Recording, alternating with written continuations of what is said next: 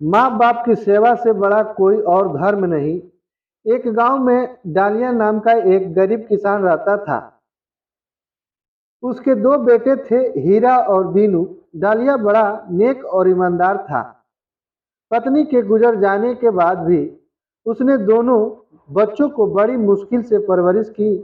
बड़ा बेटा खूब पढ़ाई करता है। इसके विपरीत छोटा बेटा ज्यादा नहीं पढ़ पाता है। जब उसके लड़के बड़े हो गए तो उसने उनकी शादी करवा दी। दीनू पढ़ लिखा था, इसलिए उसे शहर नौकरी मिल गई। अब वह शहर जाकर पत्नी के साथ रहने लगा। हीरा कम पढ़ा लिखा, इसलिए उसको कोई योग्य काम न मिल पाने के कारण गांव में ही हर कर खेती बाड़ी अपने पिता का हाथ बटाने लगा। जैसे तैसे समय बीतता गया। एक बार डालिया बहुत बीमार हुआ।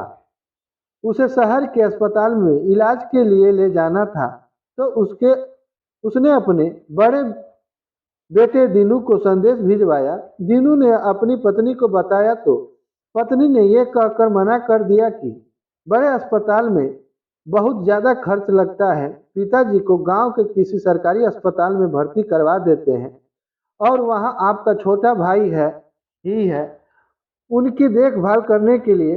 दीनू ने संदेश में गांव न आने की अपनी असमर्थता बताते हुए मना कर दिया। उसके बाद हीरा ने जैसे जैसे कुछ पैसे इकट्ठा करके पिता का इलाज करवाता है। इलाज में बहुत अधिक पैसा खर्च होने के कारण उन पर बहुत ही ज्यादा कर्जा हो जाता है। यह देख दीनू गांव आना ही बंद कर देता है।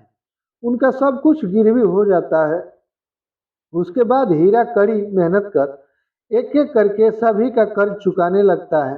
धीरे धीरे करके सब समय में कर्ज से पूरी तरह मुक्त हो जाता है।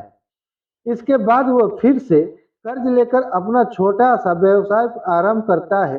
ईश्वर की कृपा से उसका व्यवसाय चलने लगता है।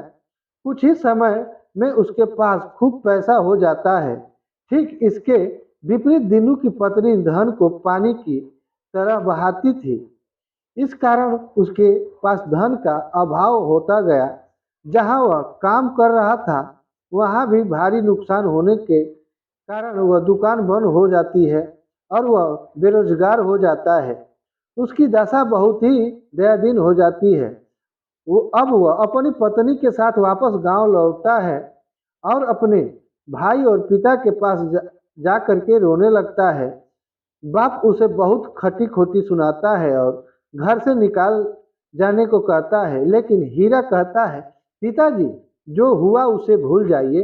इस समय भाई तकलीफ में है, हमें इनकी सहायता करनी चाहिए। फिर डालिया उसे घर में रख लेता है और दोनों भाई मिलकर व्यवसाय करते हैं और खूब पैसा कमाते हैं। इस तरह डालिया का घर बहुत ही समृद्ध हो जाता है। तो शिक्षा मिलती है हमें इस कहानी से कि माँ बाप की सेवा से बड़ा कोई धर्म नहीं है। तो आप भी अपने माँ बाप का हमेशा सेवा कीजिए, सत्कार कीजिए। तो कमेंट करके बताइए आपको कहानी कैसी लगी और हमारे चैनल को सब्सक्राइब कीजिए और लाइक कीजिए। तो जय हिंद, जय भारत।